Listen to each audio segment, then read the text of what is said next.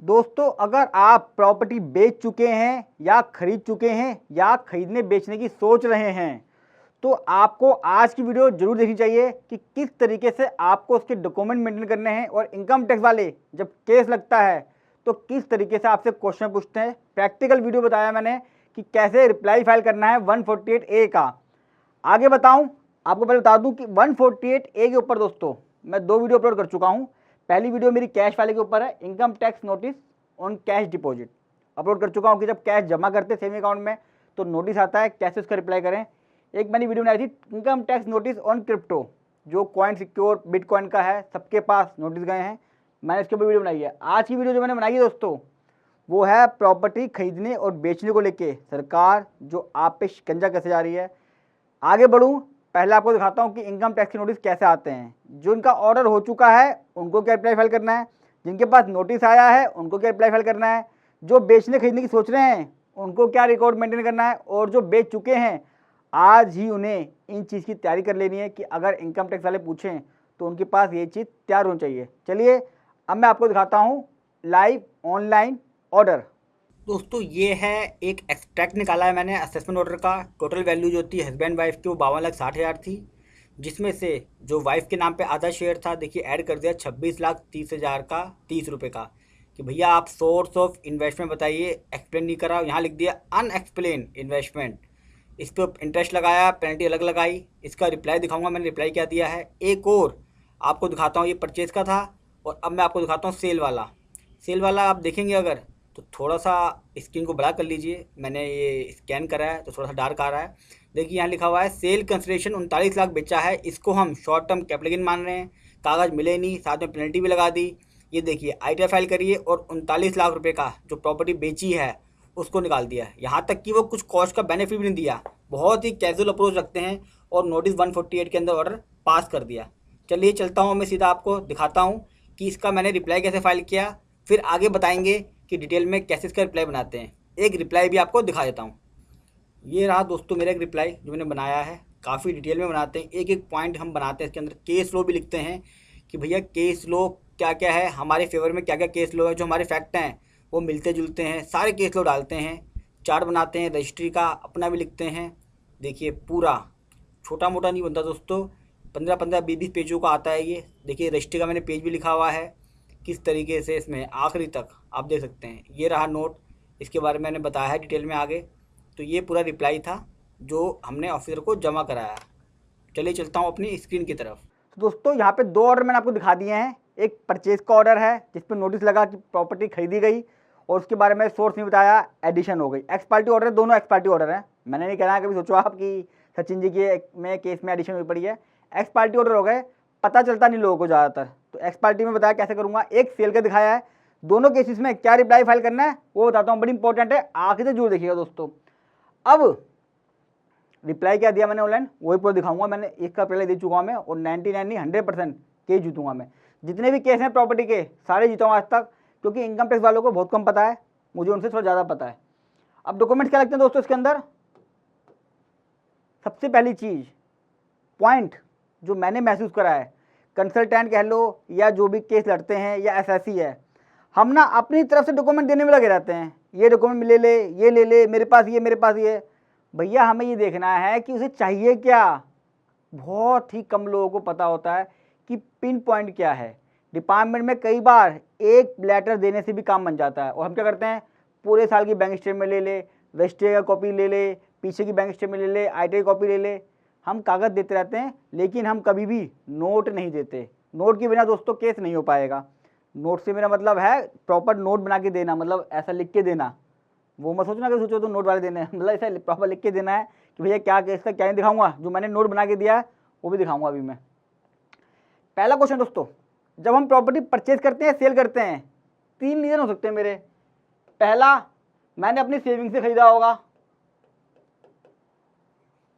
सरकार 148A में जो प्रॉपर्टी के सेल परचेज करते हैं बस एक चीज़ जान चाहती है कि आपने जो प्रॉपर्टी परचेज करी है उसका सोर्स ऑफ इन्वेस्टमेंट क्या है। मेन पॉइंट यही है बस, पैसा कहाँ से आया। भैया या तो सेविंग से होगा लिया होगा मैंने, या लोन लिया होगा मैंने। लोन मेरा बैंक से हो सकता है, एनबीएफसी से, या मेरा पर्सनल दोस्तों से हो सकता है। या तीसरा, और मेरे हिसाब से लास्ट है, अगर कोई और हो तो मुझे बता देना, तीसरा मैंने प्रॉपर्टी बेची हो, सेल कराओ। यानी कि एक प्रॉपर्टी मेरे पास थी, मैंने उसको बेचा, फिर दूसरी प्रॉपर्टी खरीद ली।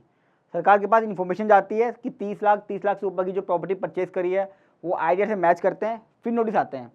अब मैं क्या करूँगा दोस्तों, मैं आपको बताता हूँ मैं क्या करता हूँ, क्या कागज़ लगाता हूँ स्पेसिफिकली, और लिखना कैसे, जो नोट बता रहा हूँ नोट, वो देना कैसे वो बता रहा हूँ आपको मैं।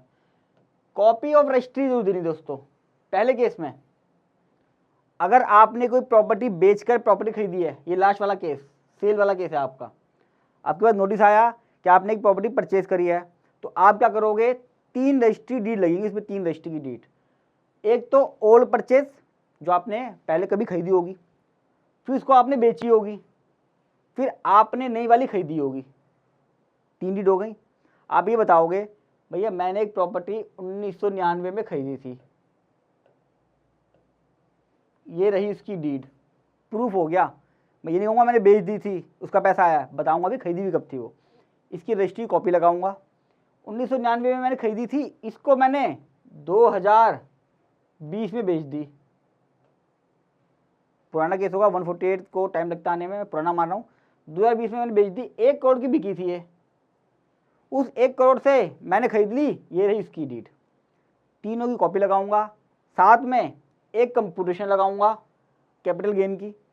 ज़्यादा दिक्कत तब आती है, अब यहाँ पे क्या होता है, लोग क्या करते हैं पता है, परचेज के बारे में बताते रहते हैं, बैंक स्टेटमेंट में ये है। भैया पूरी कहानी बताओ, स्टार्टिंग से बताओ, बेस बना के बताओ कि मेरी पुरानी प्रॉपर्टी थी, इतनी खरीदी, में दादा ने परदादा ने, मैंने उसको मैंने बेच दिया, इतना पैसा आया, इसको बैंक स्टेटमेंट से मैच कराइए, ये रही एंट्रियाँ, वो जो पैसा आया वो मेरे बैंक में आया, उसी पैसे को मैंने इसमें यूज़ करा नई परचेज में, ये रही मेरी कंप्यूटेशन ऑफ कैपिटल गेन। अगर ITR में भरा था तो ठीक है, भरा तो होगा नहीं, भरा होता नोटिस आता ही नहीं। आपको बताना पड़ेगा कि भैया कोई टैक्स चोरी नहीं हुई है।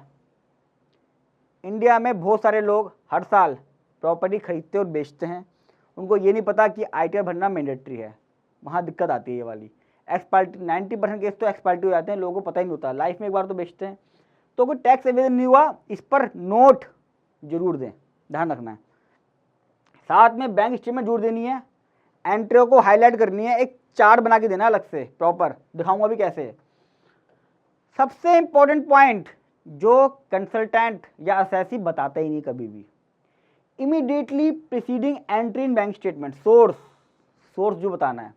यानी कि मैंने जो प्रॉपर्टी खरीदी है, ये वाली, ये खरीदी मैंने, ये थी, इसको बेच दिया और नहीं खरीद ली, मैंने 1 करोड़ की पेमेंट दी है, क्या करते हैं इस पर हेड लगा देंगे, ये 1 करोड़ आ रहा है, ये स्टेटमेंट मैच हो रही है। भैया 1 करोड़ से ठीक पहले जो 1 करोड़ की एंट्री आ रही है ना, वो इसके बारे में जानना चाहता है, इससे कोई मतलब नहीं है उसे, जो उसने पेमेंट करी है, पेमेंट तो मेरी रजिस्ट्री में आ ही रही है, उसे क्या करेगा, वो बैंक स्टेटमेंट में भी आ रही है, वो जानना चाह रहा है कि इससे ठीक पहले जो बैंक में पैसा आया है वो कहाँ से आया है, वो मेरा सेविंग का था, वो मेरा लोन का था, या मेरा वो सेल का था। अगर वो सेल का था आपको बताना पड़ेगा कि भैया मैंने 1 करोड़ की पेमेंट करी है, 1 करोड़ के पेमेंट का पैसा मेरे पास आया है 2 दिन पहले, 1 करोड़ रुपया, 1 करोड़ आया है सेल डीड से, मैंने सेल करी थी अपनी प्रॉपर्टी का, ये रही सेल डीड। तब ऑफिसर को लगेगा हाँ यार पैसा जेन्युइन है, दिखाऊंगा भी चार्ट कैसे बनाया मैंने। अगला पॉइंट, अगर आपका मान लीजिए सेविंग का ही होता, ये तो सेल करी थी, अगर सेविंग का होता तो आपके सेविंग में पैसा पड़ा होगा, आपने अपनी FD तोड़वाई होगी, वो सब बतानी, यानी कि ठीक एक एंट्री पहले बताना है, आपके पास बैलेंस जो अवेलेबल है वो कैसे हुआ वो जरूर इंपॉर्टेंट है, आपकी सैलरी थी वो बताना है, सैलरी के लिए फॉर्म 16 देना है। अगर ये लोन है तो आपको लोन की कंफर्मेशन देनी पड़ेगी। जब भी हम प्रॉपर्टी खरीदते हैं दोस्तों, कई बार हमारे पास पैसा कम पड़ जाता है, हम किसी ना किसी से पैसा उधार ले लेते हैं, तो क्या होता है, सरकार पूछती है उसके बारे में, भैया पैसा जो आया क्या आया, हम बड़ा कैजुअल वे में काम करते हैं। लोन की कंफर्मेशन अगर बैंक से NBFC से है तो दिक्कत कम है, सैंक्शन लेटर मिल जाएगा, EMI जारी है, बात खत्म। लेकिन अगर आपने अपने दोस्तों यारों से लिया है, फैमिली मेंबर से लिया है, लोन की कंफर्मेशन बना के दीजिए, उसकी ITR की कॉपी लगानी पड़ेगी, आपको बताना पड़ेगा कि भैया जिस व्यक्ति से मैंने 20 लाख का लोन लिया है ना, उसकी औकात थी 20 लाख देने की, उसकी बैंक स्टेटमेंट देनी पड़ेगी कि भैया देखो ये पैसा आया हुआ, उसके अकाउंट में कैश जमा हुआ नहीं है। सरकार देखना चाहती है कि टैक्स चोरी तो नहीं हुई है, कहीं किसी ने उसके अकाउंट में कैश जमा करा के चेक से पैसा तो नहीं ले लिया, प्रॉपर्टी तो नहीं खरीद ली, दोनों मारे जाएंगे इसमें, जिसका केस लगा वो भी और जिसके में कैश जमा हुआ है वो भी। इसलिए कहता हूँ दूसरों को अपना कभी भी अकाउंट यूज़ मत करने दीजिए, चाहे कितना भी फ़ायदा हो रहा हो। बैंक स्टेटमेंट बता दिया मैंने, लगेगी, दोनों की लगेगी मैच करते हुए कि 20 लाख आया है और 20 लाख वहाँ दिख भी रहा है। रीज़न देना पड़ेगा क्यों लिया आपने, उससे बताना पड़ेगा प्रॉपर कि भैया इमरजेंसी थी, मेरी डील हो गई थी, मेरा लोन नहीं हो पाया पूरा, या मेरे पास फंड कम पड़ गया इसलिए मैंने लिया है। और देखिए मैं पे भी कर चुका हूँ, पेमेंट भी कर चुका हूँ। केस 2 या 3 साल बाद लगते हैं, जब तक तो पेमेंट हो जाती है। अगर पेमेंट नहीं हुई 2-3 साल बाद भी पेंडिंग है तो रीज़न लिखना पड़ेगा भैया पेंडिंग क्यों है, वरना ये माना जाएगा कि वो पैसा आपका ही था। सरकार ही मानती है, कोई किसी को फ्री में पैसा देता नहीं है। अगर आपने पैसा लिया और उसकी रजिस्ट्री हो गई तो वो बेनामी में भी आ सकती है, तो ध्यान रखना है, पेमेंट दिखाते रहना अगर वैसे भी कर रहे हो तो। फोकस रहता है सोर्स ऑफ इन्वेस्टमेंट पे, प्रॉपर्टी पे, मेन यही चाहता है सरकार। हम सब चीज़ बताते रहते हैं, इस पे हमेशा फोकस करना भूल जाते हैं कि भैया ये फोकस है इस चीज़ का है। अब मैं आपको एक रिप्लाई भी दिखाता हूँ कि मैंने जो रिप्लाई बनाया कैसे बनाया है। प्रॉपर चार्ट, बहुत ही इंपॉर्टेंट चार्ट है ये, जो मैंने आपको शुरुआत में एक नोटिस दिखाया था 26 लाख रुपए का, ज्वाइंट फैमिली वाला। उसमें सोचिए कि बंदे ने 20 लाख का तो लोन लिया हुआ था, तब भी इनकम टैक्स वाले ने छोड़ा नहीं, पूरा 26 लाख का ऐड कर दिया। अगर वो चाहता रजिस्ट्री में देख लेता कि 20 लाख का तो लोन ही आया यार, तो 6 लाख ही तो बचा है, वो एडिशन करता। लेकिन इनकम टैक्स वाले कैसे देख लो, आप सोचते हो कैजुअल वे में जो रिप्लाई कर रहे हैं, किसी से 5,000 में बनवा लें, गारंटी ले लें, ये सब चीज़ें बड़ा स्पेसिफिक रहता है। तो दोस्तों मैंने ऐसा नोट दिया था, तो मैं कह रहा हूँ नोट देना जरूर है। ये नोट है मेरा, मैंने क्या करा, 26 लाख की मेरी वैल्यू थी, मैं इसका ब्रेकअप बनाया 5 लाख, 20 लाख और 1,30,000। प्रॉपर रजिस्ट्री में जो लिखा था वो ब्रेकअप बनाया मैंने क्या बताया, ये 50% शेयर इसलिए लिखा है क्योंकि हस्बैंड वाइफ ज्वाइंट में थे, दोनों का केस लगा इसीलिए। 5 लाख मैंने बताया कि मैंने बैंक स्टेटमेंट से दिया था, चार्टर्ड बैंक से, चेक नंबर ये रहा, क्लियर की डेट ये रही। सोर्स बताया मैंने। सोर्स ऑफ इन्वेस्टमेंट डिटेल बता दी, इसका सोर्स ऑफ इन्वेस्टमेंट क्या है, ये प्रैक्टिकल है मेरा। सैलरी मेरी इनकम थी, बैंक बैलेंस अवेलेबल था अकाउंट में। सैलरी इनकम के लिए मैंने इसका फॉर्म 16 लगाया, आईटी लगा, ये लिखा हुआ एविडेंस। क्या एविडेंस अटैच कर रहा हूँ, बैंक स्टेटमेंट अटैच कर रहा हूँ शोइंग पेमेंट टू सेलर। साथ में मैंने आईटी की कॉपी लगाई, फॉर्म 16 लगाया, उसकी वेल्थ बताई कि भैया देखो 20 लाख रुपए का पैकेज है उसका, तो 5 लाख रुपये कोई बड़ा अमाउंट नहीं, बैंक बैलेंस अवेलेबल था। 20 लाख LIC से आया था उसका, होम लोन का, लिख दिया नीचे क्या है, इसमें ज़्यादा दिक्कत नहीं है, इसका सैंक्शन लेटर लगा दिया काफ़ी है, क्योंकि ये गवर्नमेंट ऑर्गेनाइजेशन है, इसमें कोई चोरी हो सकती है। जो पर्सनल लोन ले लेते हैं लोग, वहाँ पे दिक्कत आएगी, वहाँ पे आपको लिखना पड़ेगा आईटी की copy, bank statement, reason, repayment schedule, कब पेमेंट करी, क्या कोई ब्याज भी दिया उसको, क्यों लिया आपने उससे पैसा, उसके अकाउंट में कैश जमा तो नहीं था, बहुत सारी चीज़ें आती हैं। बहुत इंपॉर्टेंट पॉइंट जो लोग भूल जाते हैं, रजिस्ट्री जो लोग कराते हैं ज़्यादातर कैश से करा देते हैं, भूल जाते हैं कि भैया सरकार सबसे पहले उसी चीज़ को पकड़ती है, बाकी पेमेंट तो चेक से जाती है, लेकिन जो ये रजिस्ट्री होती है वो स्टैम्प पेपर लेते हैं हम, वो कैश में आता है। मैंने उसका भी ब्रेकअप बना के दिया, पूरा मैच करा है 26,30,000 जो आपको ऑर्डर दिखाया था। मैंने बताया कैश विड्रॉल कराया हमने बैंक से चेक के थ्रू, ये रही डेट बाकायदा। कितना अमाउंट विड्रॉ कराया, 2.5 लाख, क्योंकि हस्बैंड वाइफ की इकट्ठी थी, तो हस्बैंड ने निकाला था पैसा पूरा, तो आधा पैसा यहाँ यूज़ हुआ है, आधा पैसा उसके में यूज़ हुआ है, वैसा करके देखिए लिखा भी मैंने प्रॉपर। स्पाउस का शेयर भी निकाला उसने, 10,000 रुपये अदर है। क्या लिखा मैंने, सैलरी इनकम में से निकाला, भाई बैंक में बैलेंस अवेलेबल था, सैलरी का पैसा आया, वहीं से कैश निकाला हमने, बैंक स्टेटमेंट लगवाई है मैंने यहाँ पे, ये रहा। तो जब आप ये तरह देते हैं और डॉक्यूमेंट लगाते हैं, मेन उसको ये चार्ट चाहिए, इसी चार्ट को आपको बनाना है। सबसे पहला काम आपको यही करना है, उसके बाद डॉक्यूमेंट लगाने क्या है, तो बहुत ध्यान रखिएगा, प्रैक्टिकली नोट देना सीखिए इनकम टैक्स में। दोस्तों मैं आशा करता हूँ कि आपका इनकम टैक्स में अगर केस लगेगा तो आप प्रॉपर डॉक्यूमेंट के साथ रहेंगे। प्रॉपर्टी सेल परचेज करते वक्त बहुत ध्यान रखना चाहिए, हमेशा एक एक्सपर्ट ओपिनियन उसमें लेनी चाहिए कि कौन से कागज़ संभाल के रखने, टैक्सेशन का पॉइंट क्या है। अगर फर्स्ट टाइम आ रहे हैं तो मेरे चैनल को सब्सक्राइब कर लीजिएगा, और प्रॉपर्टी को लेके मैंने पूरा एक प्लेलिस्ट की लिंक बना रखी है कि प्रॉपर्टी खरीदते वक्त कैपिटल गेन वगैरह काफ़ी सारे टॉपिक हैं उसके अंदर, डिस्क्रिप्शन बॉक्स में लिंक है, देख लीजिएगा। और अगर आपको वीडियो अच्छी लगी हो तो कमेंट बॉक्स में बताइएगा, लाइक जरूर कर दीजिएगा, और जितना हो सके दोस्तों शेयर कीजिएगा। लोग कैजुअल अप्रोच करते हैं, प्रॉपर्टी खरीदते बेचते हैं, ना तो ITA फाइल करते हैं, और जब नोटिस आते हैं तो खुद ही लेटर टाइप कर देते हैं कि मैंने प्रॉपर्टी खरीदी है, ये रजिस्ट्री दी, काम खत्म। ऐसा नहीं है, वहाँ जो व्यक्ति बैठा हुआ है उसको आपके इमोशन से कोई मतलब नहीं है। जैसे मैंने दिखाया अभी, 20 लाख का लोन लेने के बावजूद उसके में पूरी एडिशन कर दी गई है, उस व्यक्ति ने ये भी सोचा इनकम टैक्स वाले ने कि यार 20 लाख तो लोन आया है, इसके लिए क्या सोर्स पूछना, रजिस्ट्री में लिखा हुआ है तब भी।